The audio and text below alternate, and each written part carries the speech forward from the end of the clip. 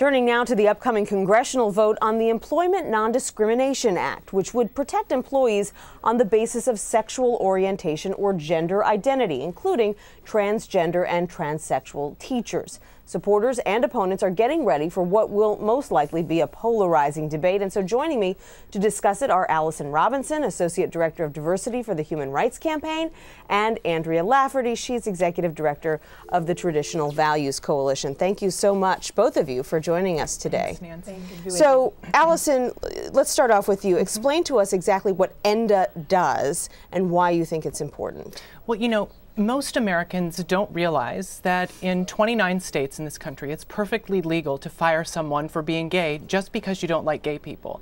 In 38 states, perfectly legal to fire someone for being transgender just because you don't like transgender people. What ENDA does is it takes what a majority of Americans do recognize as a fundamental value of fairness in the workplace.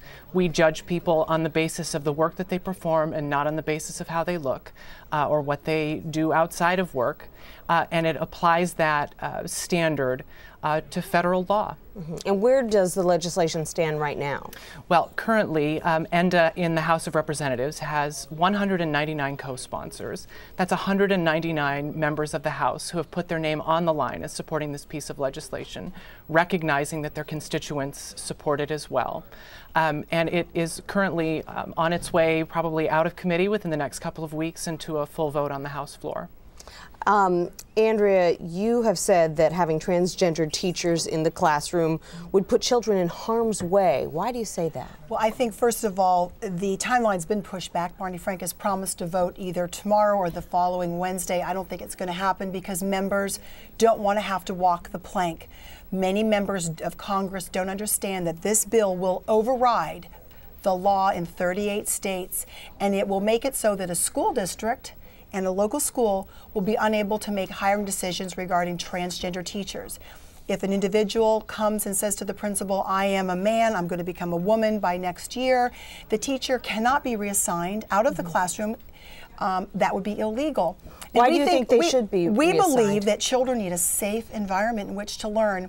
And the bottom line is the APA says people with gender identity disorder. You're talking about the American Psychological The American Association? Psychiatric Association says that gender identity is a mental disorder. Why are we giving our school children over to people with a serious mental disorder? Well, you know, first off, I've got to say, I find that profoundly offensive. Well, you know, I'm sorry if you do, but the bottom line is you have been diagnosed with a mental disorder. You know, and so this is I think that goes to show that you don't really understand psychology. I'm here with a person who was born a man who identifies now as a woman, and that will be very confusing to children. Well, you know, what about my children, Andrea? Well, you know, your my children are not very confused. Well, but we're talking my children about know what their gender is, and they know what mine children. is. And I think once again, Speaker Pelosi is going to ask these conservative Democrats to walk the plank on a highly controversial issue, putting transgender teachers in the classroom. And then, of course, the effect it will have on businesses, Christian businesses. But again, we're focusing right now on the fact of how children will be affected. How do you think children would be affected? Well, you know, I'm a parent. I have 4 children between the ages of 5 and 11. I live in a neighborhood that's full of children, and I can tell you that my neighbors are not afraid to have my children play with theirs. They're not afraid to send their children to my home for my wife to tutor them, for them to spend the night, to play with my kids. You know, we talk about 38 states not having these protections, but the fact remains that there are 12 states where these protections exist. And you know, there has been no epidemic of, you know, children coming out of those public school environments profoundly harmed, gender confused. In California, there was a situation, one case, an example, where the music teacher transitioned, and so the parents didn't know about it. The parents pulled their kids out of the class. Many of the children were confused. Oh no, wait! You know, but you said the parents couldn't pull their kids out of class, but they did? In different cases, sometimes they're able to pull their kids out, and sometimes they aren't. So you said it would make that illegal. Well, No, it makes it illegal for the teacher, for the school to remove the teacher, because by removing the teacher from the classroom, it will be illegal. The federal government is coming in and telling Virginia, the Carolinas, and the list goes on, that we're going to override your law and we're going to tell you what to do in the classroom with teachers. And you know, the American people don't know what's going on with this bill, but we are at Traditional Values are making sure that they do. We're educating members of Congress.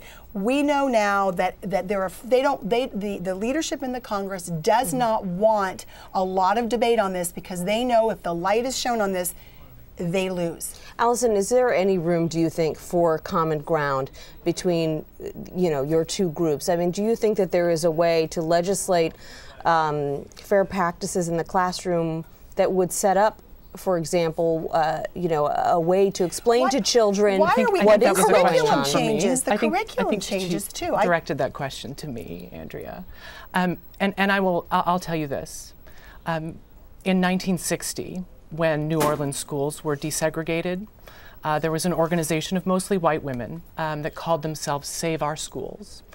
They marched in front of public schools. They pulled out every scare tactic in the book.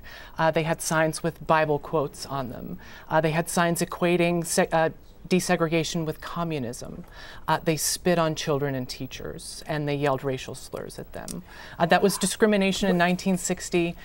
It's discrimination today. These are the same tactics. You stand in that tradition. Comparing a mental disorder with how someone is born African American or Hispanic, I know is offensive to the African Americans that our organization represents. It's highly offensive to compare that, to say that a mental disorder is the same. Well, do you see any room for common ground on this issue? So do you think we would have no problem with people with a serious mental disorder receiving help, but to give them an elevated status within civil rights, within law, is very different.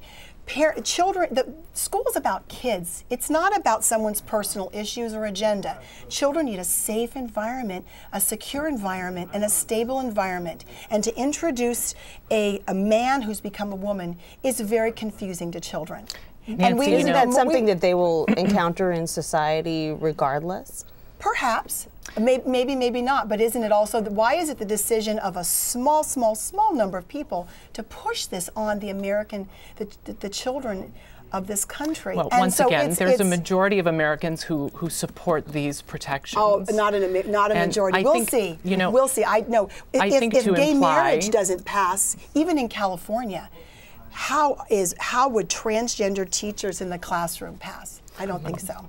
And you say a majority of Americans support this based on? A majority of Americans support the fact that not discriminating against lesbian, gay, bisexual, or transgender people is a fundamental American value, that people should be judged in the workplace on the basis of one thing, and that's whether or not they can do their job.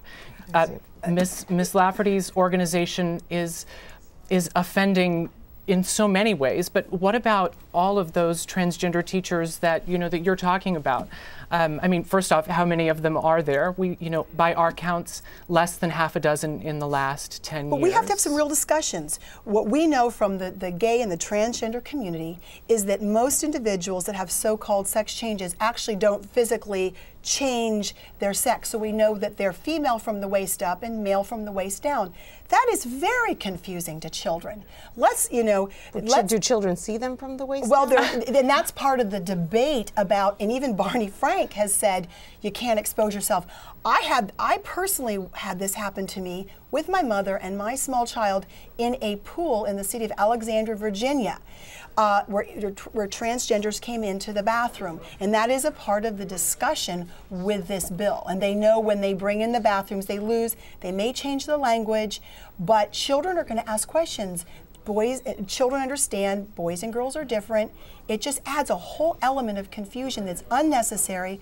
Would we bring in other people with a serious mental disorder to teach our children? If you take the transgender piece out of it, where do you stand on sexual discrimination against gays and lesbians? But you can't. See, you can't do that because there is a commitment by the gay and transgender community and the leadership of this Congress that it will be a package. So we can only discuss ENDA in relationship to gender identity remaining in the bill, because that is the reality of what we're talking about. And obviously this bill would have to pass not just the House but the Senate as well. Yeah. It passed the House a couple of years ago. The Senate didn't take it up, so what we'll be watching now is whether it does make it out of committee in both the House and the Senate, which have very packed agendas right now, and actually make it to the floor of both houses of Congress before it could be made into law.